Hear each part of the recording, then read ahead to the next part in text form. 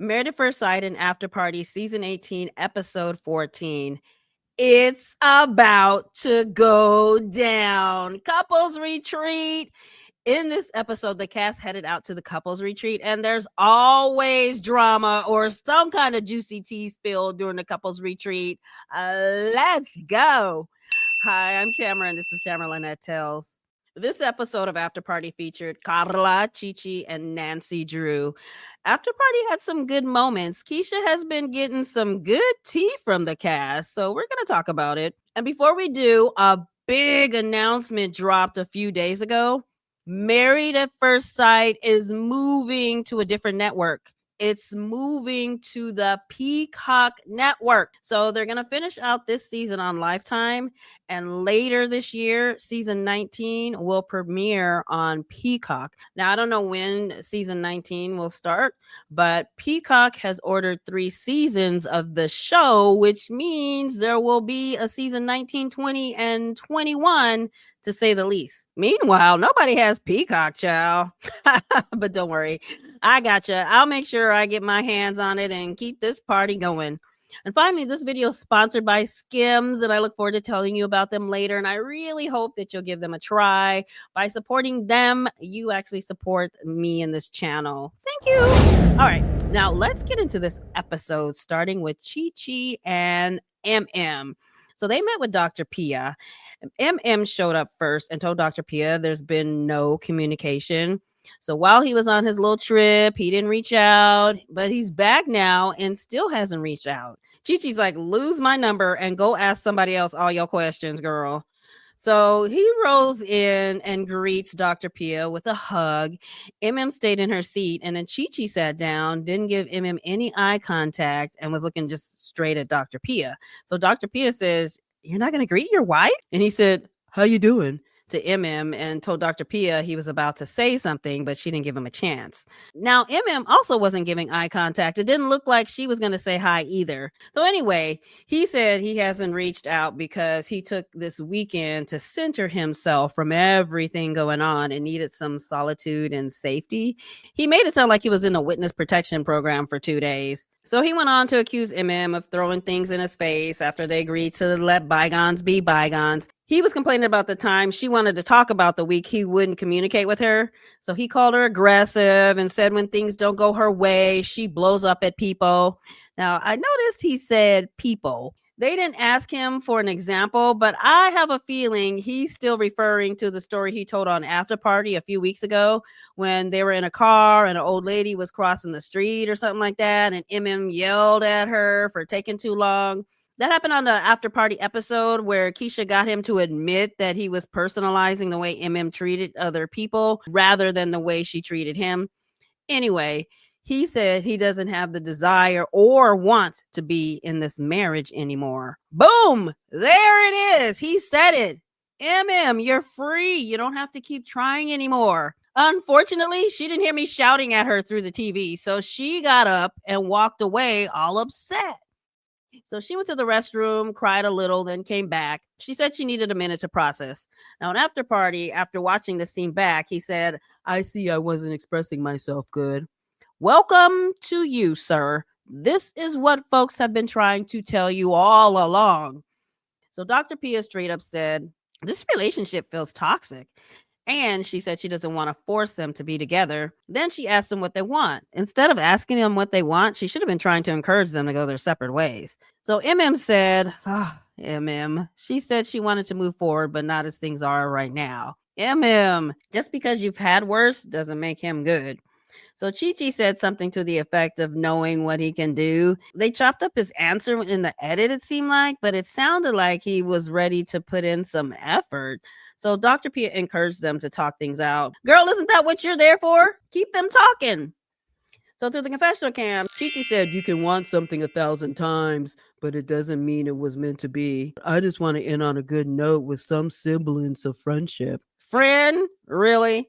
I suspect after all this is over, if you never hear from MM, that would be way too soon. Quit playing. You don't even call her your homie anymore. Remember that for one episode, she was the homie. So after they left Dr. Pia, they were standing outside awkwardly, and he said, Want to go play video games? And MM couldn't get the yes out fast enough. Want to go play video games? Yes! He said, I'm gonna whoop your ass. Let's go. Where did that come from? For the last few weeks, you've been walking around with your bottom lip on the floor because you detest your aggressive wife who doesn't bring you peace or make you feel safe. So are we to understand all MM had to do was challenge you to a round of Grand Theft Auto and you all could have worked things out? I don't have a problem with video games, but this felt childish.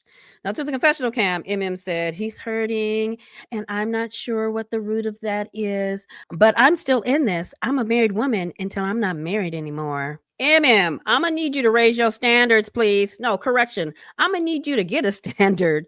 Your marriage isn't working out, boo boo. So they played this video game scene on After Party. Keisha said, this is confusing. You are sending mixed messages. So he, of course, disagreed because he's not the problem in this marriage, of course. It's all MM. So both Carla and Nancy Drew checked him for saying all the negative things he did in front of Dr. Pia about not wanting to be with MM, then turned around and asked her to go play video games. They accused him of giving MM false hope. And he was like, that's not on me. How many different ways can you tell someone you don't want to be with them? Dude, come on, don't get your panties all up in a wad. Instead, focus on something more important, like how your panties should feel. Like the briefs from the Skims Fits Everybody collection, these full briefs, a game changer, a lightweight, full coverage, but still sleek and buttery soft. None of that thick, bulky nonsense other brands try to sell us. It's like a little luxury hug for your booty. And if you've been following my channel for a little while, you already know my ride or die bra is the Skims Fits Everybody t-shirt bra. Because listen, my girls, they love to bounce, misbehave, and try to steal the show. But this bra, it's like a supportive bestie, always there, always lifting me up, never letting me down. Unlike other underwires that poke, stab, and make me want to rip them off by noon, with this t-shirt bra, there's no digging, no discomfort, just silky, cloud-like support that holds me up while letting me live my best life. Click the link in the description to shop Skims Best Intimates, including the Fits Everybody collection. Be sure to let them know I sent you. After you place your order, select YouTube in the survey and select my show, Tamara Lynette Tales, in the drop-down menu that follows. And if you're looking for the perfect gift for your Valentine or yourself, Skims just launched their best Valentine's shop ever, available in sizes for women, men, kids, and pets. Listen, y'all, life is too short for bad bras, uncomfortable panties, or unnecessary stress. Get you some Skims. MM and Nancy Drew. So if you missed my last video, I've nicknamed Michelle Nancy Drew for turning into a private investigator over Sexgate. So they met up and they laughed about David's horrible story. And Nancy Drew said she's been spiraling, like coming up with all types of scenarios in her head and not knowing what to trust or believe anymore. So she told MM about her conversation with Denise, David's cousin, and being pro-women and not backing David up on his lie. And MM asked if she had any ideas of who he was texting. And Nancy Drew said, I have a tiny, tiny suspicion that the text was meant for Madison. Girl, you and half the internet suspect that. Welcome to the conversation. Nancy said she suspects Madison because she's David's type and he was out with Alan and Madison when he sent the text. Like she's thinking that he saw her across the room and was just like, damn, you're fine. But she doesn't see Madison going for him, though. Girl, just because you don't want a man who lives in his mama's basement doesn't mean Madison won't jump his bones. Some folks' trash is another person's treasure. Second thought, I don't think that saying was supposed to apply to people, but you know what I'm trying to say. Nancy said, I don't even know if they have each other's number. They work out together. And I could see him confusing Madison and Michelle in the phone, like M. Nancy Drew was making her case. She said it's hard to really know what he's up to all the time because he gets home super late a lot, like 1 a.m. and after. Interesting. So does Madison. So they spoke briefly about MM and Chi-Chi's debacle. I'm not going to call it a marriage. It's a debacle to me. So MM said, he's not done. Nancy was like, he's not? No, he invited me to the arcade to play video games. Afterwards, he even asked me to text him to let him know I made it home okay. Chi-Chi, what is this? If all you want is to build a friendship, you need to communicate that with MM because she's at home planning y'all's vow renewal ceremony. In the end, MM said she's dated worse. Everybody has their thing, meaning their flaws. But part of compatibility is finding someone's flaws you can live with. Y'all hate each other's flaws. Hell, he seems to hate everything about you except your silence. Nancy, Drew, and David. Now, I noticed David talks fast and is short when he lies. So he and Nancy Drew met up to talk about the text after Denise blew the top off his silly lie. So David came right in and said he effed up. I was texting another girl. He made a point to say he deleted the contact. But her name is Tiffany. We were talking for a week or so. She texted and asked what I was up to, and I said I was out. I asked what she was doing, and then she sent the picture. I'm being truthful and honest with you. This is what happened. Take it or leave it. So Nancy Drew said, why should I believe this now? Maybe that's not the whole truth. That's on you. That's on you. I'm telling you the truth now. Yeah, his story is still sketch. Once again, he's allegedly deleted every piece of evidence of her existence, so he can't prove anything. Nancy Drew didn't believe his story either, but he shut down the conversation because he didn't want to talk about it anymore. So Nancy says, where do we go from here? We clear this up before the couples retreat. Oh, so we can go to the couples retreat pretending to be a happy couple? No, because he wants to have fun without you lurking around the corners playing detective to get to the bottom of the stupid text. So Nancy Drew continued to ask questions to get more clarity for her investigation, and he claimed the reason he did it was because he had a hard time telling her that her honesty was actually hurting his feelings. She said, 1 minute you're telling me my honesty is sexy. Is that a lie? Because out of nowhere, you even told Pastor Cal my honesty hurts. No, don't flip it. I do think it's sexy. Well, why did you say it hurts? Well, when you're being honest about some things, it hurts. I know what the decision is going to be in 2 weeks. Then why are you even sticking around? Go be with that Tiffany. I don't want to. I want to make this marriage work with you. Sorry it took me so long to own up to my mistake. I was embarrassed, still am. But then he went on to say, even if he changed his lifestyle and fixed all the things she doesn't like about him, she still wouldn't want to be with him. Yeah, that sounds pretty accurate, which makes you sound a little cray-cray when you say you still want to be with her. You are talking in circles, sir. So they end up getting into a tiff because he was blaming Nancy Drew for sexting other women. She wasn't giving him any attention. So she feels like she was trying and was starting to open up to him. So he ended up taking off and going to the gym. This was after 11 o'clock at night. Like, dude, just go to bed. So a producer chased him down and asked him to re-explain his little Tiffany story. Meanwhile, Nancy packed her bags and hopped in the elevator. On after party, she said she understands that they are not close, but it's hard in general to know you've been cheated on. Then she brought up her parents' divorce over infidelity again. Okay, but you've only been married for 6 weeks, didn't choose David. You're not in like with him, let alone in love. You treat him like crap and don't respect him. This isn't a similar situation to your parents. Carla said, it's difficult to watch you two together, and I can understand why he would look outside the marriage. So Nancy asked, when Juancho rejects you, do you contact other men? Oh, yeah, no. But if he rejected me in such a way, I don't know what I would do. I love Carla and After Party. She keeps it real. Madison and Alan. So we finally see footage from the spy cam. They showed Madison coming in at 3:43 in the morning, and when she noticed Alan sleeping on the couch, she tiptoed to her room, but Alan still woke up and saw her go into the room. So to the confessional cam, Alan said, Madison's behavior has changed. She's going out until 3 o'clock rather than spend time with me. What is even open that late? Later, they met with Dr. Pia, and they talked about Madison spending a lot of time with her friends at night. And Alan said like 2 to 3 times a week at least. Madison said, I don't know that it's ever been 3. Then the producers rolled the tapes. They showed footage of Madison sneaking in at 1:36 in the morning 3 days ago. Then 1:53 a.m. 2 days ago. Then 3:43 a.m. last night. Dang, girl, what time do you have to be at work? At least one of those nights was a school night. She said when they have miscommunications, she doesn't want to be around Alan. She just wants to go have drinks with her girlfriends. So Alan let her know that he worries when she's out, and he's had dreams of some guy picking her up and her doing her thing. Maybe I missed something, but I didn't understand what that meant. But Dr. Pia and Madison were moved by it. So Madison apologized for not prioritizing him and the marriage and going back to her old ways, her safe space, which is her friends when she's having a moment with him. She said she'll be more aware and more mindful. Being more demure and more mindful is not going to save this marriage. So later they went to a stylist for Alan. He tried on some nice outfits. I think he looked good in all of them, but I don't think his wardrobe is as bad as Madison makes it out to be.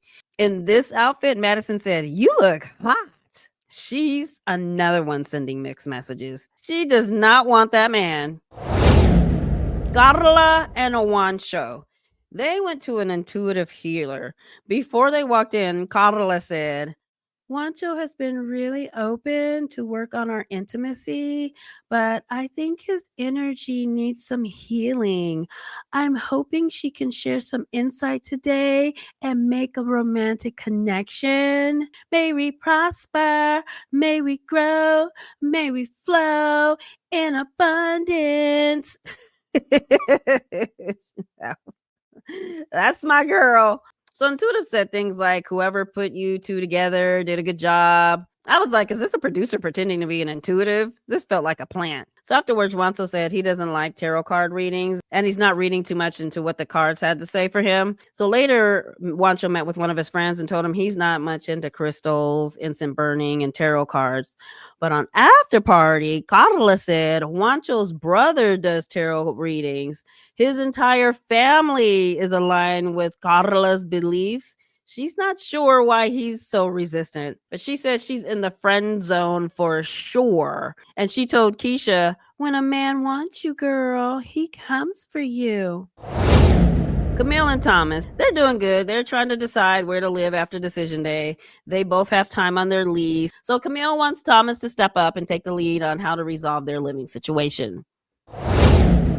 Couples retreat. So Nancy Drew and MM had their little girls trip drive together to the couples retreat. To the confessional cam, Nancy Drew says she doesn't believe there's a Tiffany. Now, I'm sure she'll be taking fingerprint samples, sniffing around the retreat to discover who he really sent the text to. When David came, he gave out some hugs, but he and Madison were a little excited for that hug. Nancy Drew seemed to take note of that too. She's watching David like a hawk. So Alan made dinner for the group. Apparently, he's a great cook.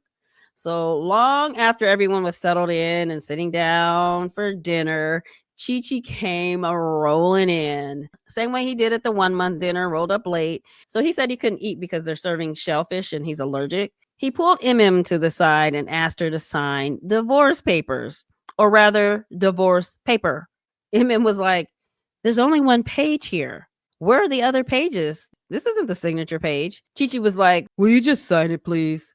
She said, "This is not a legal document to sign. This is only one page. This is not the page I'm supposed to sign." Chi-Chi said, "That's just a formality." Yeah, a necessary formality. For all she knows, the other pages say she's going to give you half of her belongings and her bank accounts. This made him look so ridiculous. Like, you went through the trouble of having divorce papers drafted, of which you placed one page in a Shrek green folder, drove 30 minutes to the retreat house, pulled MM aside, presented her with the paper, then asked her to sign in the margins since there was no signature page. He ended up walking out of the retreat without his little Wicked Witch of the West green folder and divorce page, looking so proud of himself. To the confessional cam, he was acting like he really did something. He's thinking he sent MM a message letting her know he's done with this marriage. Okay, I'm gonna need you to sit down, sir. As a matter of fact, you can take several seats.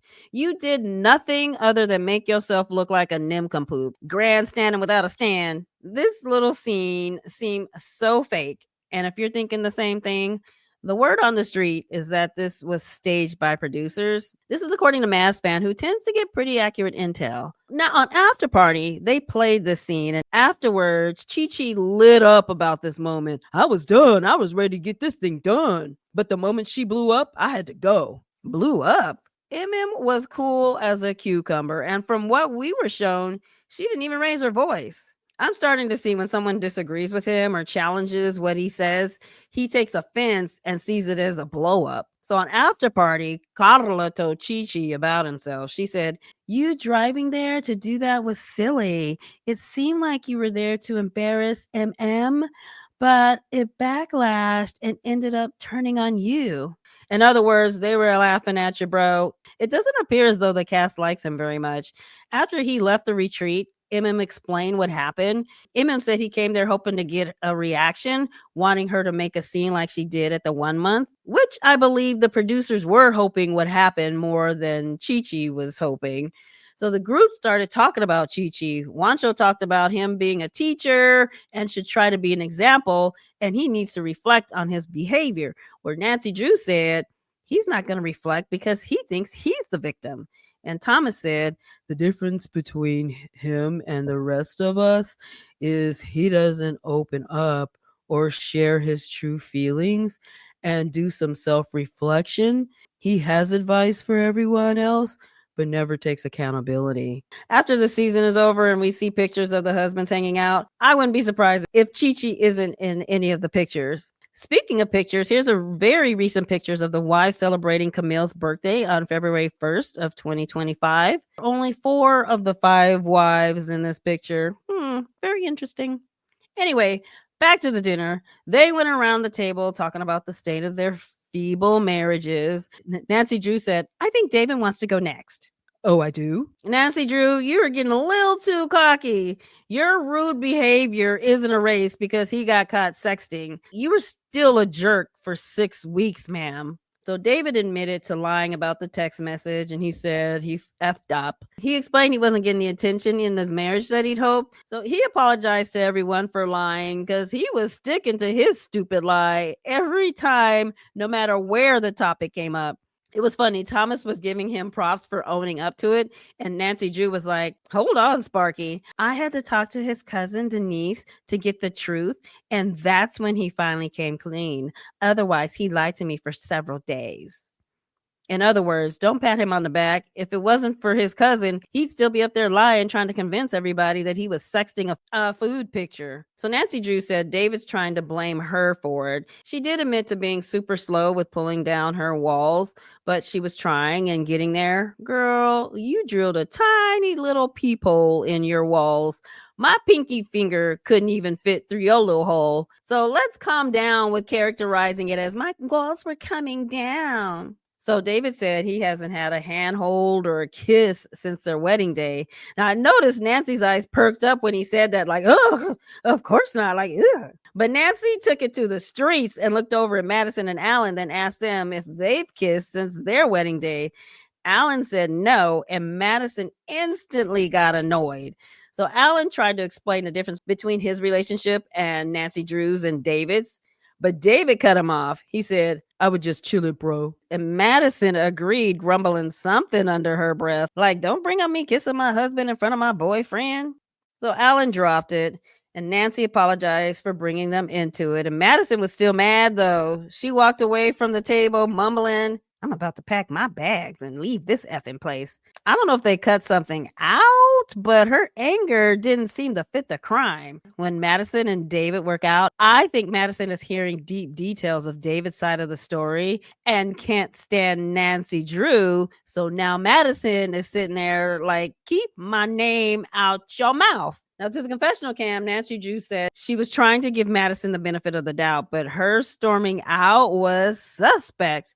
So on After Party, Keisha talked about how Madison got so mad at the table. She said, "Do you think she was so mad because," and then Nancy cut her off, "because I was talking about her man?" Whoop, there it is. So Keisha asked Carla if she thinks there's a world where the text was meant for Madison. She said, "Yeah, I never would have thought about it until you brought it up." And she was talking to Nancy. "Madison and I were hanging out that night. Then Madison said, 'Let's ditch the guys.' So we went dancing. Then about an hour later, David showed up. And we were all on the dance floor having a good time. And then all of a sudden, I was by myself." So Nancy Drew asked how long they were gone, and Carla said they were gone for about 5 songs. And so they all estimated that that would be about 25, 30 minutes. So when they came back, Carla asked, "Where did you guys go?" And Madison said, "Oh, I lost my phone." Everybody was looking sideways after hearing Carla's stories. Like, that don't sound right. But Keisha cut it off and said they would leave it alone for now because Madison and David aren't there to speak for themselves. Then she said, "But what I do know is what happens in the dark always comes to light." Yes, it does, especially when there are cameras and microphones involved. So, based on the previews, this retreat is going to be lit. It looks like Nancy Drew is going to bring Alan into her sexting investigation, which looks like it's going to cause tension between Alan and David. Woo-wee, I can't wait. At this point, it doesn't look like the couples are going to progress any more than they already have, except for maybe Camille and Thomas. So right now, it's all about who's going to make it to the finish line with the least amount of drama. Well, that's all I have for now. Thanks for hanging out with me, and I'll see you in my next video.